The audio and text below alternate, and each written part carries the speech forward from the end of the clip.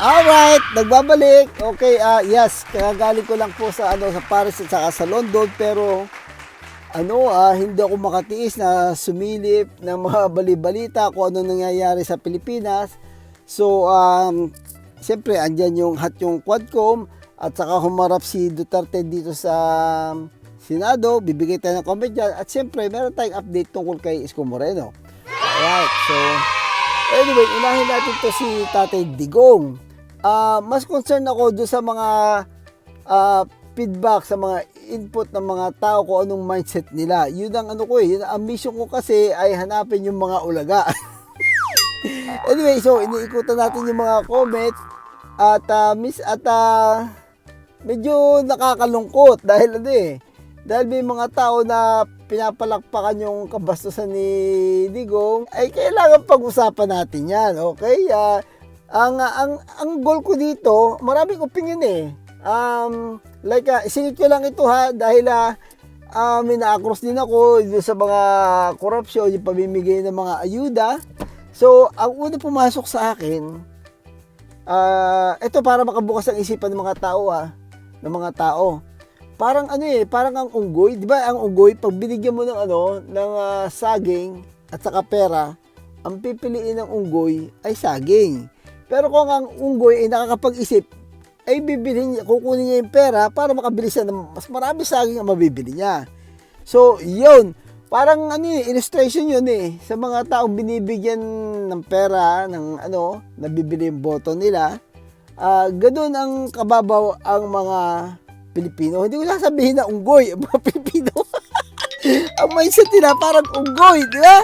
Oh, ganun yun ang level nila. Anyway, we're on the mission na kaya natin ginagawa to.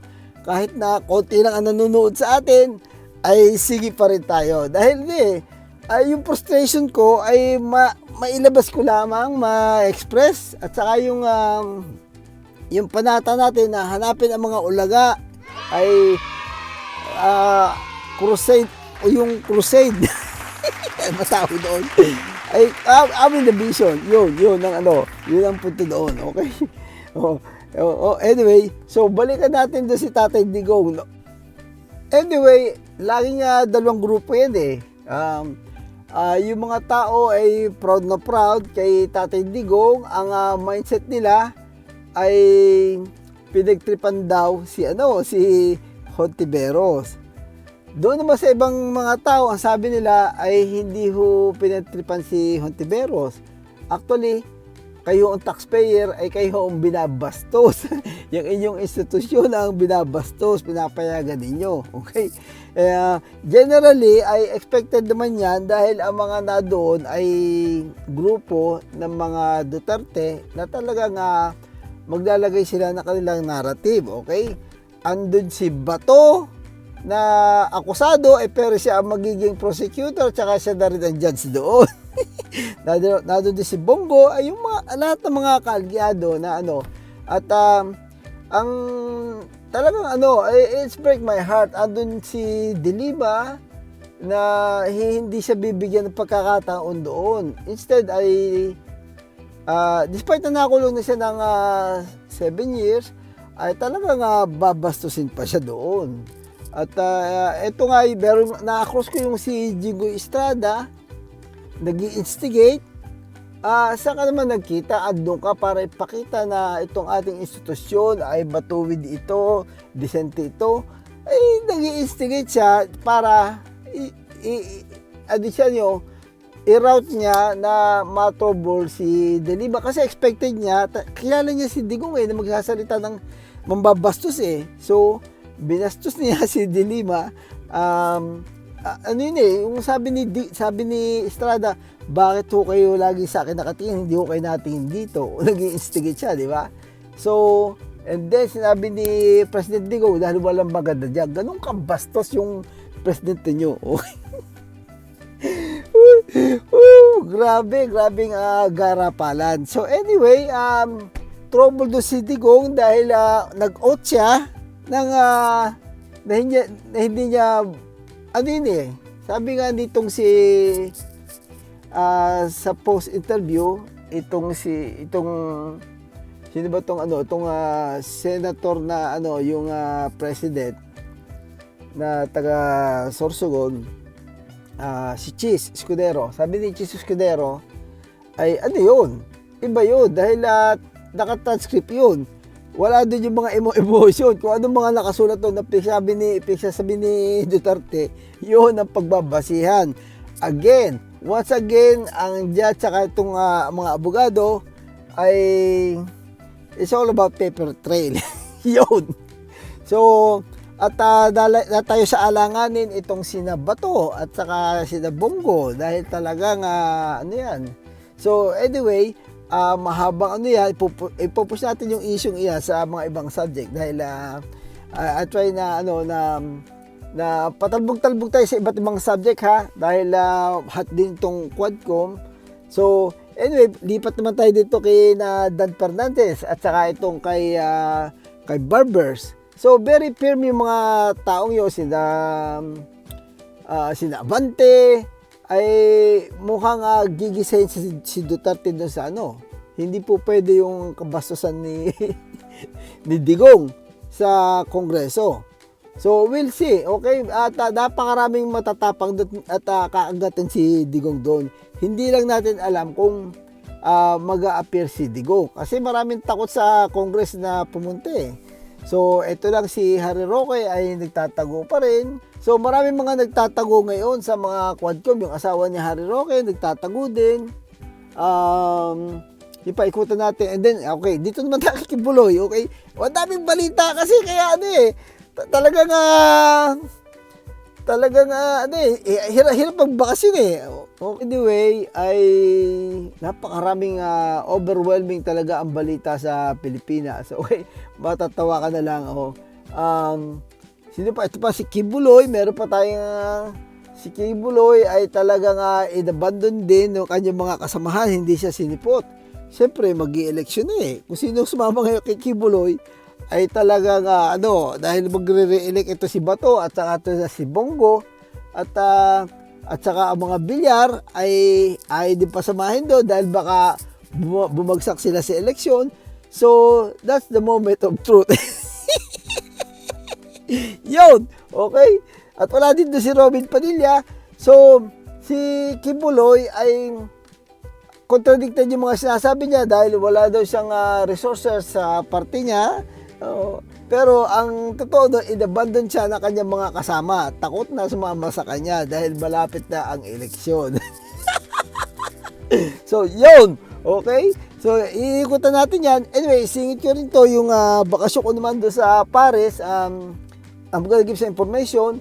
Yung sa Paris pala, ay talaga may iyamot ka din dahil walang mga hindi katulad sa ibang bansa. Kahit sa Chinese may mga sign ng English, okay, magkakatabi, di ba? Dahil para yung mga tourist may pagkakataon na alam mo na makakuha ng direksyon. Pero sa Paris ay talagang parang against sila sa English. Magkakompetensya yung Paris sa yung London eh. Marami silang mga minority na under colony nila. So mostly ay mga colony ng mga French. Marami din pala eh. Itong mga may French Polynesian, merong ay mga taxi driver, mga Algerian, mga Morocco. Nagsasalita sila ng French eh. Actually, meron pa mga Vietnamese magaling din sa French eh. So, yung mga taga North America, napakarami pala. North Africa, marami mga French speaking, okay? I've been in Quebec at saka sa ano ba yung Olympics sa Canada, Montreal. I've been there. They speak French. Hindi nila nalagyan ng English. Talagang hindi ko sasabing against. I guess the right word is merong competition between London sa kayang Paris ganyan. So yun.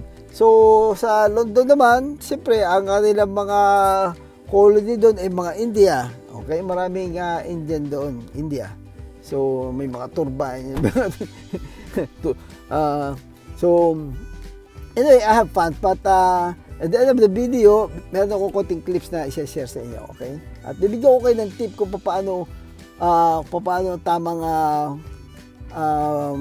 route para sa pamamasyal doon sa area ngayon, okay? Alright, so balikan natin itong mga nangyayari sa sa excited talaga si Pilospong Mama eh. So, nangako ako na ako magbablog na 3 times a week. Kaya lang, siyempre, nagbakasyon tayo, kaya medyo hindi tayo nakapag-vlog. But, minomonitor ko yan, yung insight ni Pilospong Mama, ipapahatid ko sa inyo. Okay? Umano yung Isko, pahuli si Isko Moreno ha.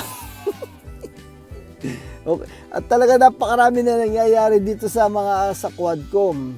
Alright? So, ang sunod ata nilang pare, November 5 ang dahil Ondras di ba? At saka nagkabagyuhan at ang mga congressman siyempre kanyang asikasuhin muna nila yung mga baha-baha sa kanilang lugar dahil baka mapansin sila na walang ginagawa. So, yun ang paliwanag ni Ace Barbers, okay? Mahusay ito si Ace Barbers na to. Kaya lang, hindi na siya kakandidato Magpapahinga muna daw siya, magbubukid muna, okay? Yun, okay? And one thing I learned, pagka natandaan tao, nalapit na daw sa halaman, and na-discover ko lately, pag tumatandaan tao, hindi lang halaman ha, nalapit na rin sa mga museum. But I discover myself, nung ako nasa London, ay hindi ako para dito. Okay? Nagkakaedad na rin Dahil ang lalim ng mga ng mga subway nila, ang daming lakadan, para sa mga teenager lang yun yung mga London, Paris, New York, and I've been in sa New Orleans, yung para sa mga teenager yun. But ngayon kung nagkakaedad ka na, ay mas maganda yung cruise ka na lang. Oo. Sa sitwasyon ko, ako mahilig sa mga hiking. So, yung mga Utah, Sequoia National Forest, Yellowstone, doon ako fits, okay? Yeah, hindi ho kayo maniniwala sa akin na ako'y abot dito sa sa Mindanao, sa Surigao, I've been in Bislig, abot ako sa Maria Cristina Falls, napunta ko yan, Tinago Falls, yung mga Cabigin Island, ganun ako ka-hardcore, basta may mga lakadan po pwede ako sa mga nature. Pero yung lakadan dito na maraming tao, maraming subway, ay forget it, hindi ako para doon. Kaya hindi ko masasabi na hindi ako nag-enjoy, pero hindi ko gusto. Actually, nanakaw pa yung aking bag. Yun. Ang ganda ng aking yung aking pa-vlog na eto, balik tayo dala ko anong makita natin na gadget. Yun na lang ginagamit natin. Ikukwento ko sa inyo sa sunod na video yun. Kung paano ko nanakawan doon sa Paris, okay? So, pero baliwala yun. Ang importante, hindi na nakaw yung passport mo, yung iyong wallet, at saka yung cellphone mo, yung tatlong bagay na yun, okay? So, maraming kwento diyan sa next video. Okay, balikan natin. Sino gusto nyo? Anyway, Isko Moreno, okay? Maganda naman ang pulso kay Isko Moreno. Bisita siya ni Bongbong Marcos. Yun, okay?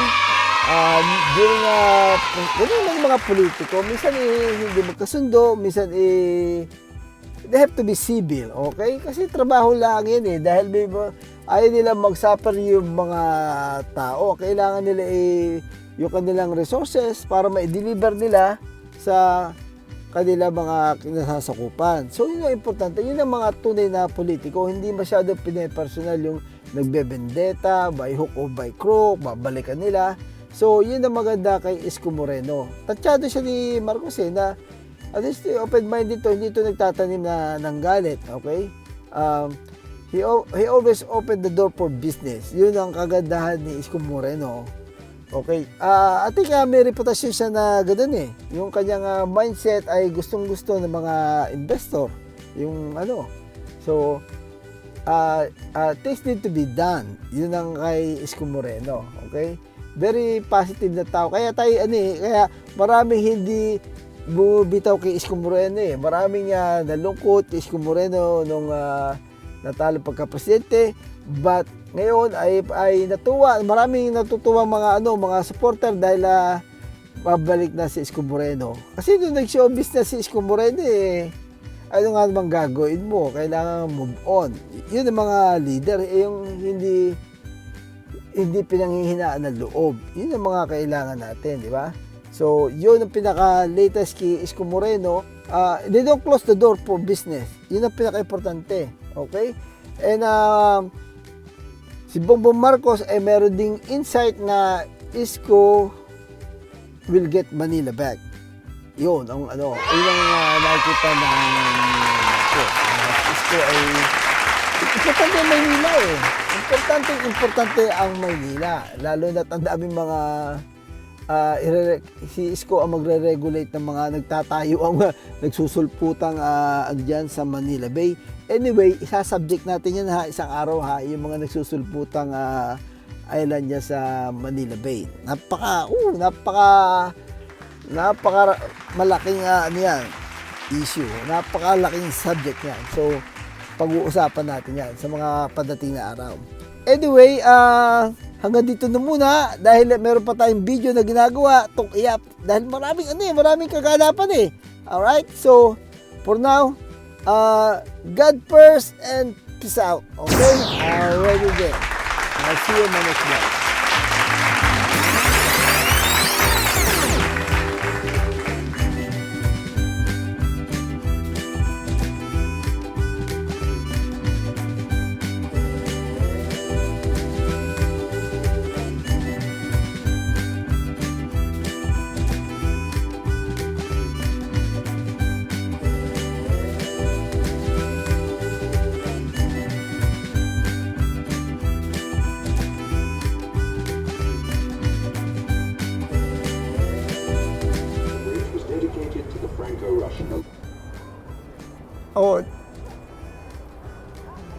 Oh, ganda no. Ito best spot, di ba? Oh.